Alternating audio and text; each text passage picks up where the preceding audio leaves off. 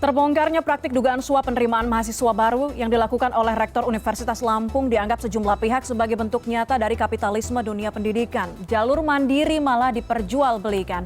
Namun tidak sedikit warganet di lini masa yang menganggap praktik ini biasa dilakukan. Lantas mengapa korupsi yang merupakan perbuatan tidak bermoral masuk dalam celah di dunia pendidikan? Bergabung bersama saya malam ini ada Koordinator Nasional Jaringan Pemantau Pendidikan Indonesia, Abdullah Ubaid Matraji. Pak Ubaid, selamat malam. Selamat malam, selamat malam. Dan kami informasikan kami juga sudah menghubungi pihak Kemendikbudristek untuk merespon kasus yang saat ini terjadi di Unila namun belum mendapatkan tanggapan sampai dengan saat ini. Pak Ubaid, kalau kita membahas mengenai kasus ini sebetulnya kita setuju kalau lembaga pendidikan jadi garda terdepan dalam pendidikan moral. Tapi bukan sekali dua kali dunia pendidikan tercoreng karena korupsi. Melihat kasus baru-baru ini terjadi, sebetulnya apa sih faktor besar yang memicu memuluskan praktik seperti ini di lingkungan pendidikan tinggi? Ya, jadi kita sudah mengetahui bersama bahwa ada banyak praktek-praktek korupsi di dunia pendidikan. Jadi dunia pendidikan termasuk perguruan tinggi merupakan sektor yang rawan korupsi ya. Beberapa keterangan KPK, kemudian teman-teman CSO menunjukkan bahwa sektor pendidikan merupakan ladang terbesar kedua yang rawan korupsi di situ. Nah, termasuk di dalamnya adalah soal pendanaan perguruan tinggi. Nah, perguruan tinggi ini benar, ini menjadi ladang yang empuk subur tindakan korupsi ini karena memang kita sudah tahu bahwa perguruan tinggi kita ini mengarahnya adalah pada perguruan tinggi negeri berbadan hukum atau yang disebut sebagai PTNBH. Dimana kalau kita tahu bagaimana sejarah dulu status PTNBH ini, dulu sejarahnya adalah itu masyarakat sipil melakukan judicial review menentang terhadap status perguruan tinggi ini berubah menjadi PTNBH. Dengan berubahnya perguruan tinggi menjadi perguruan tinggi berbadan hukum, maka benar yang tadi dikatakan bahwa perguruan tinggi ini sudah masuk ke dalam liberalisme pendidikan, di mana soal privatisasi dan komersialisasi pendidikan itu menumbuhkan budaya korupsi di dalamnya. Jadi pendidikan tidak lagi menjadi barang publik, tapi menjadi barang privat. Dengan begitu maka biaya pendidikan pun diserahkan pada mekanisme pasar. Nah, inilah celakanya dan bencana menurut hemat kami adalah soal perubahan status perguruan tinggi menjadi perguruan tinggi negeri berbadan hukum ini, sehingga praktek-praktek komersialisasi kemudian ini mampu melahirkan ketidakadilan dan juga mendiskriminasi calon-calon mahasiswa yang tidak punya cukup uang untuk bisa masuk kuliah. Oke, kalau melihat praktik ini ada demand, ada supply, angkanya ada 100 juta sampai dengan 350 juta rupiah untuk penerimaan mahasiswa jalur mandiri begitu. Melihat angka ini di Lampung, kalau ini sudah bukan lagi rahasia umum, artinya di kota-kota besar angka ini jauh akan lebih tinggi begitu. Kalau kita bandingkan dengan pendaftaran mahasiswa jalur mandiri yang biasanya angkanya hanya ratusan ribu rupiah pendaftarannya. Iya, jadi ini kan karena PTNBH ini sudah diserahkan pada mekanisme pasar dan kita tahu bahwa supply dan demand-nya ini nggak seimbang gitu ya. Jadi peminat orang yang mau, calon mahasiswa yang mau masuk perguruan tinggi, ini jumlahnya besar, sementara kuota kursinya sangat terbatas. Nah, ketika kuota kursinya sangat terbatas, mau tidak mau yang terjadi adalah rebutan. Ya. Nah, ketika rebutan, maka orang akan berlomba-lomba bagaimana supaya anaknya atau calon mahasiswa itu bisa masuk ke kampus. Jadi orang tua itu ya merem saja. Bagi orang tua yang punya kelebihan uang, mereka akan merem saja itu, berapapun nilainya, berapapun biayanya akan dibayar supaya anaknya bisa masuk perguruan tinggi. Sementara anak-anak yang punya kompetensi bagus, anak-anak yang berkualitas dengan sendirinya akan tergeser dengan jalur mandiri ini. Karena itu kita sebut sebagai jalur mandiri ini adalah jalur gelap. Karena tidak jelas kuota yang tersedianya berapa, kriteria penerimanya siapa, besaran sumbangannya berapa juga nggak jelas. Karena ya besar-besaran saja, siapa yang bisa nyumbang dengan angka nominal yang lebih fantastis, lebih besar, itu pasti akan dikasih karpet merah oleh kampus jalur mandiri ini.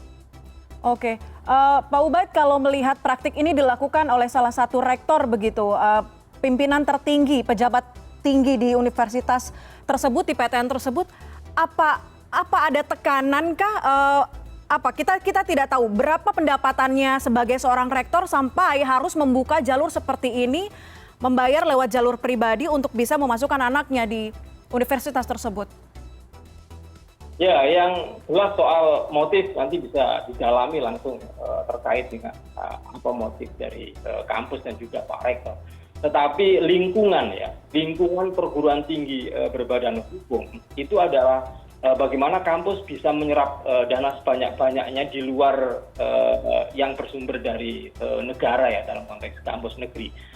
Dan negara memberikan keleluasaan kepada kampus-kampus yang berstatus badan hukum atau kampus-kampus yang berstatus badan layanan umum seperti yang di Unila ini untuk melakukan fundraising, membuka jalur mandiri yang bebas. Tidak ada pembatasan soal bangku, tidak ada pembatasan soal besaran sumbangan dan seterusnya.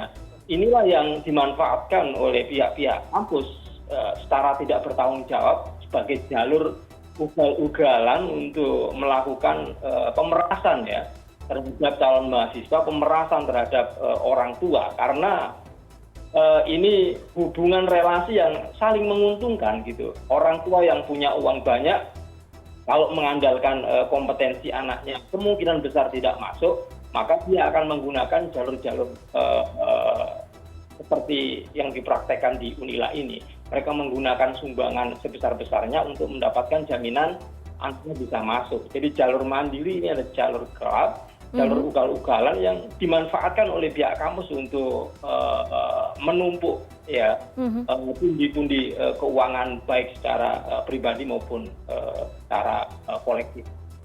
Oke, kalau kita tahu jalur mandiri ini sejak awal kan dirancang sebagai media penerimaan mahasiswa baru yang mungkin kurang mampu begitu. Kenapa kemudian pada akhirnya menyimpan? Sejak kapan JPPI mengendus ada penyimpangan ini dan tidak ada transparansi soal jalur mandiri ini? Ini sudah lama sekali kita mengendus bahwa jalur mandiri ini adalah jalur yang gelap, dijadikan ajang, dijadikan ladang korupsi ya.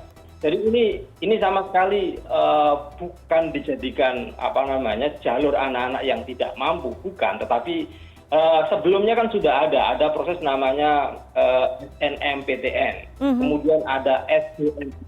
Ini adalah proses-proses yang menurut saya jauh lebih transparan dan akuntabel. Meskipun ada beberapa kritik terkait dengan dua mekanisme ini, tetapi kenapa kemudian ada jalur mandiri? Yang ini jelas dijadikan ladang korupsi di beberapa kampus, dan tentunya laporan dari masyarakat ini tidak hanya terjadi di Unila ya, dugaan juga terjadi di kampus-kampus lain.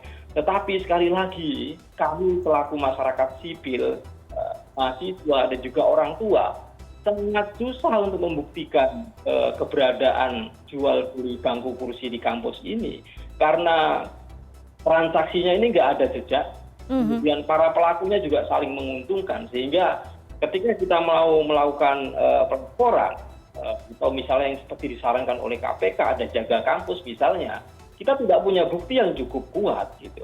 Kalau kita tidak punya bukti yang cukup kuat, kita bisa dituntut balik dan itu bisa berdampak buruk bagi calon mahasiswa dan juga mahasiswa yang melakukan proses pemantauan semacam ini. Nah, inilah yang menjadi bencana kita bersama. Sebenarnya soal problem hukum ya, soal kenapa kemudian pemerintah menggunakan perguruan tinggi ini sebagai status berbadan hukum gitu. di mana perguruan tinggi tidak lagi menjadi milik publik, seluruh rakyat Indonesia bisa mengakses, tetapi menjadi liberalisme pendidikan yang diserahkan kepada mekanisme pasar, sehingga yang bisa mengenyam dunia pendidikan di kampus adalah orang-orang yang punya uang lebih. Kalau kita lihat masyarakat sipil tadi Pak Ubaid menyebutkan masyarakat sipil ini agak sulit membuktikan adanya praktik-praktik seperti ini di lingkungan pendidikan tinggi. Bagaimana kemudian pemerintah pengawasannya? Mereka jelas punya hak, punya akses untuk bisa membuktikan atau melihat transparansi hal-hal seperti ini, penerimaan mahasiswa baru. Apakah juga sulit dilakukan oleh pemerintah?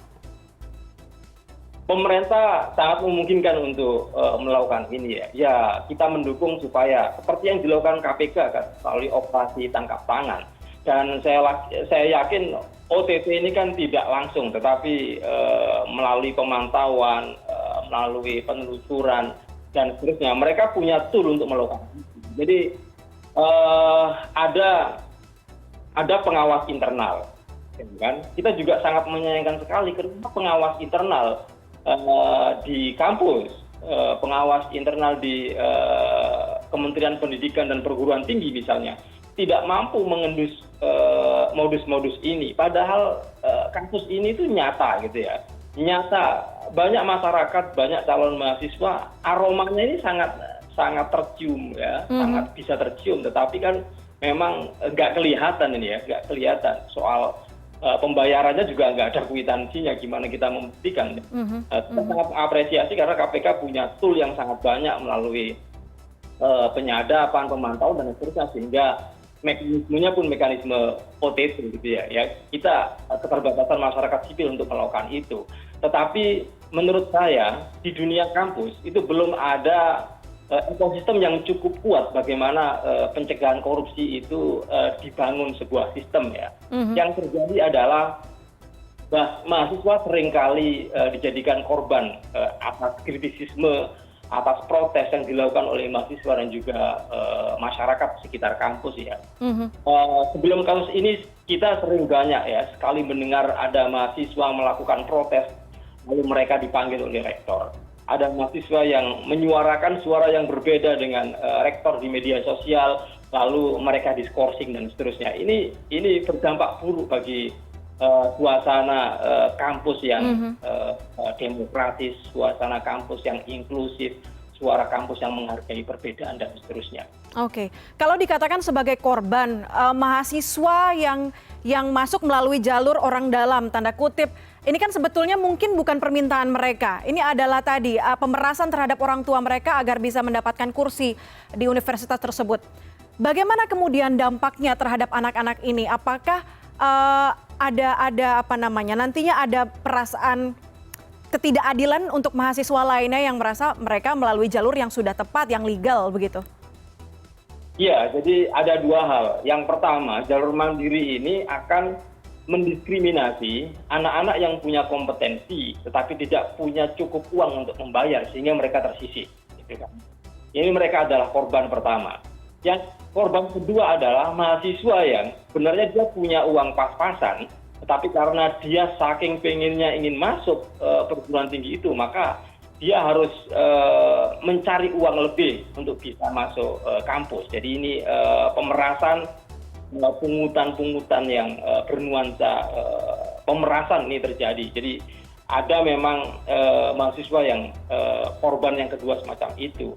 Dan yang ketiga, ini adalah memang ini tidak bisa kita katakan korban karena ini mereka memanfaatkan jalur ini ya. Oke.